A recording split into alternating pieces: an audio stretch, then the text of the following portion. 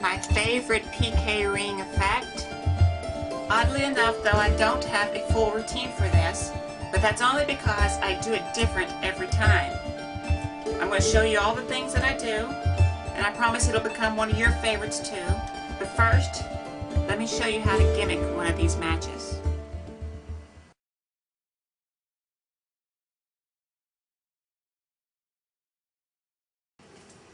What you're going to need to gimmick one or more of these matches is some rubber cement or glue, a small pair of wire cutters, and some straight pins.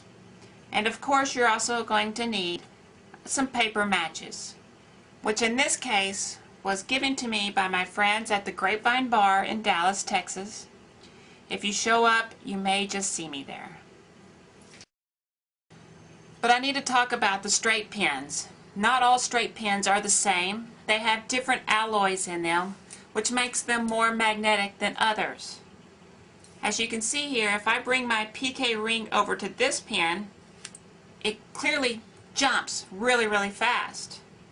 But the other straight pin, I have to touch it before I can get it to connect.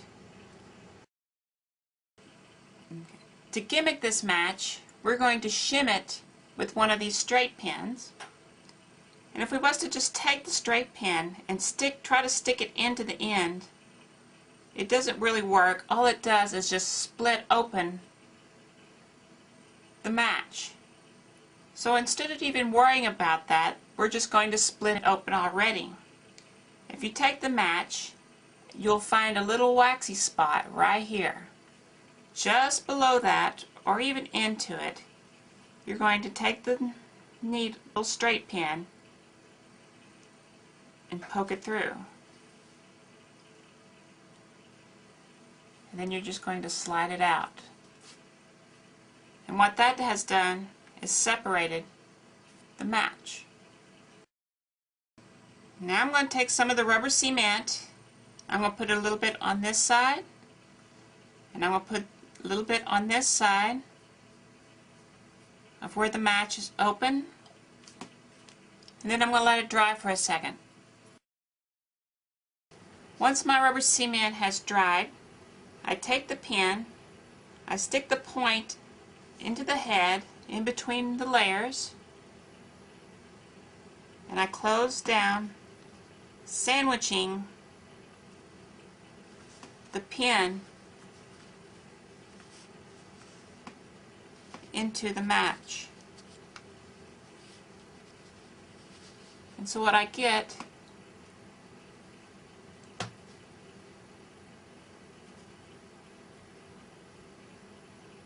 is that.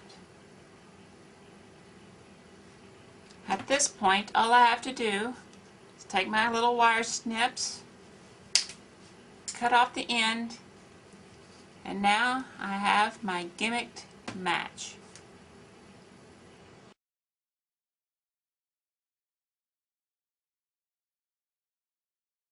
What you want to do is to remove a single match from your matchbook and replace it with your shimmed match. Just wedge it in, then you can close it and it will stay.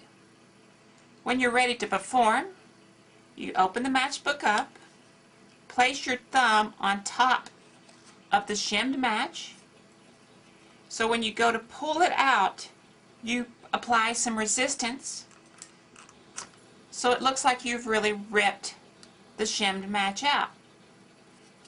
Then you're going to rip out some other matches, and you're creating a huge pile of matches on your surface. And at some point what you're going to want to do is take one of the matches and secretly bend it down and hide it behind your thumb right here. And then continue to pull out your matches. Then you're going to take one of them and you're going to light the matches that are left in the book and blow them out. At this point, you're going to close the matchbook up, but you want to secretly add in this match. The way I do it is I'm here, I simply turn the whole book over, and as I'm doing it, I'm pushing that one into it. I close the lid here, then I can turn it back over, put it in, and set it aside. Now I don't know what you can call this effect. You could call it the shadow matches, reverse matrix matches, whatever you want to call it is fine by me. But the first move you're going to do is to find the shim match. Basically, you pick up all the matches with your PK ringed hand and give them a little shake. As you're displaying, you have a pile of matches. The shim match will then stick to your ring. And you're going to dump the matches into your other hand and drop this one down because this one has the shim match to here. And then you can dump these down. Push them off to the side and just grab 2 matches. Basically, put your thumb on top of one and you're going to throw the other one into this PK ring hand. So you're doing a shuttle pass. And it looks like you've dumped both matches into your hand, but you've retained this one. So now it's time for the transpositions. You have one match that you're just holding in the non-PK ring hand, and you have the shim match and the non-shim match in your PK ring hand. You set both of these matches down. I like to put one face up, one face down, since the colors are different. And basically I'm going to take this hand and drop that match down while stealing this one away. So what it looks like is this. Once again, this one's in my hand. This is the shim match. It looks like this. And you get a nice transposition. Now with my non-PK ring hand, I pick up another match and I'm going to do another shuttle pass with it. I just simply hold my thumb on top of it and pretend to dump it into here, which is actually the shim match, and I retain it in my hand. So it's here to there. And then I put it next to the one that moved, and I have my match here. And I'll just do this move. And so now you get this transposition. And the shim match back to my hand. Again, I pick up another match with my non-PK ring hand.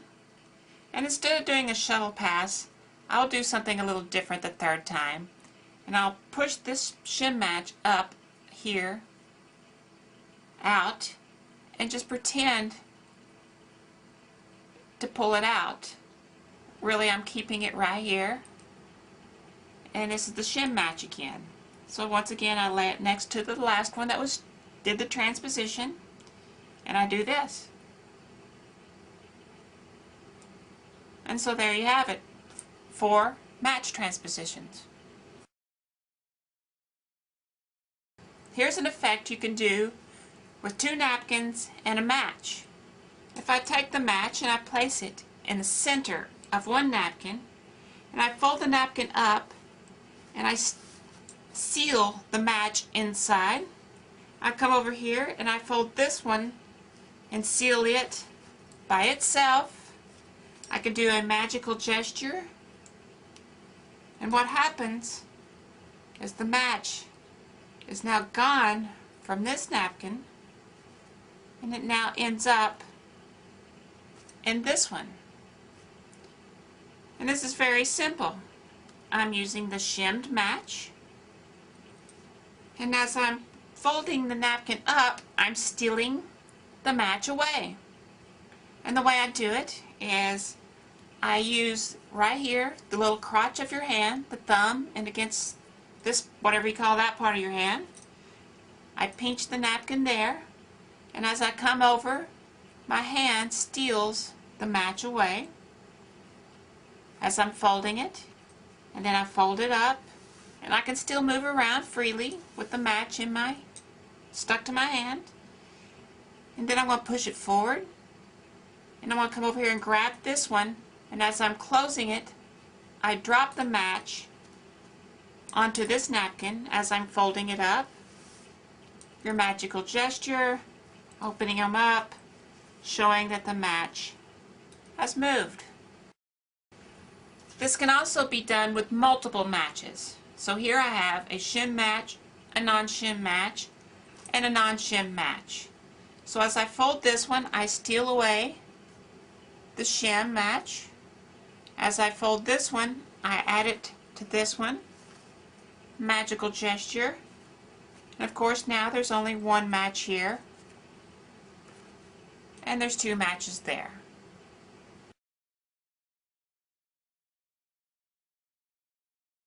Believe it or not, you can actually do this in somebody's hand. If you place the shim match high in the person's hand and then physically close the hand for them, you're able to steal the shim match away and they will not know. You can do this with one match or two matches. It really doesn't matter. One can be shimmed and one can be not. And so you steal away the shimmed match. And at this point you can pretend to pull it out through their hand or make it do a transposition, but you can actually use only one shimmed match and there will be like a physical retention left in their hand, and they will be certain that the match is still in their hand and that they can feel it.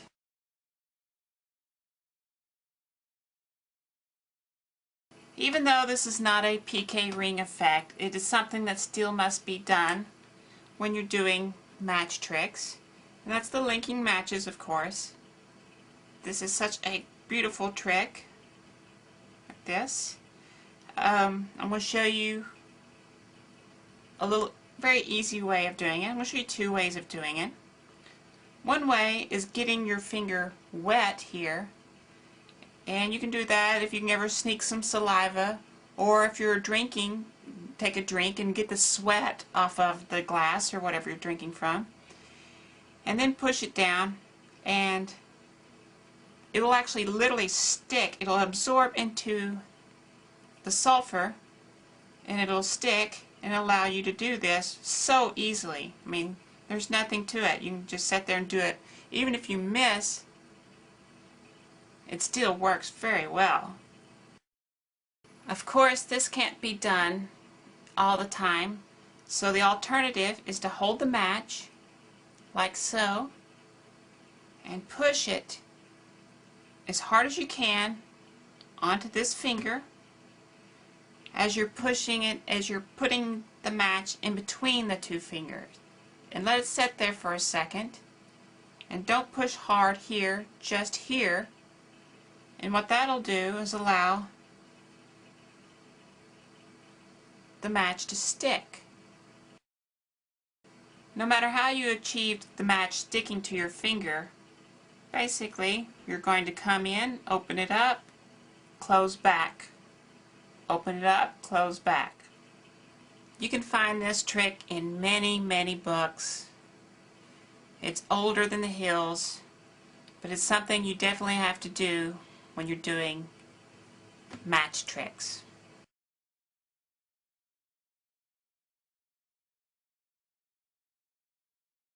Now there's something I like to do at this point, which I don't recommend you do it. I'm not telling you to do it. If you do it, you're on your own.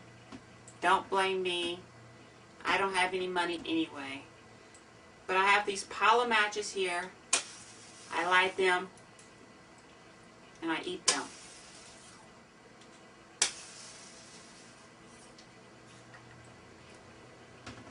But I save the shimmed match.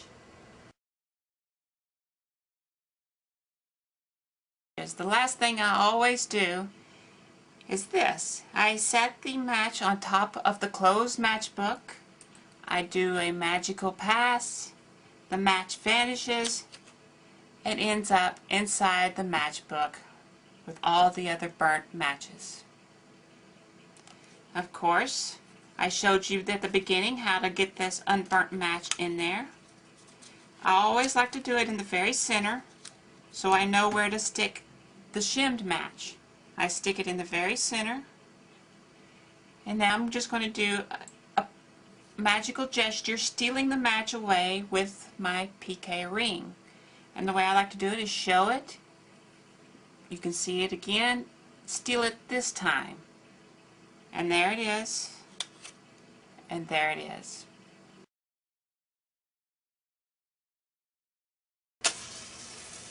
Well, that's it. My favorite PK ring effect, the flying matches.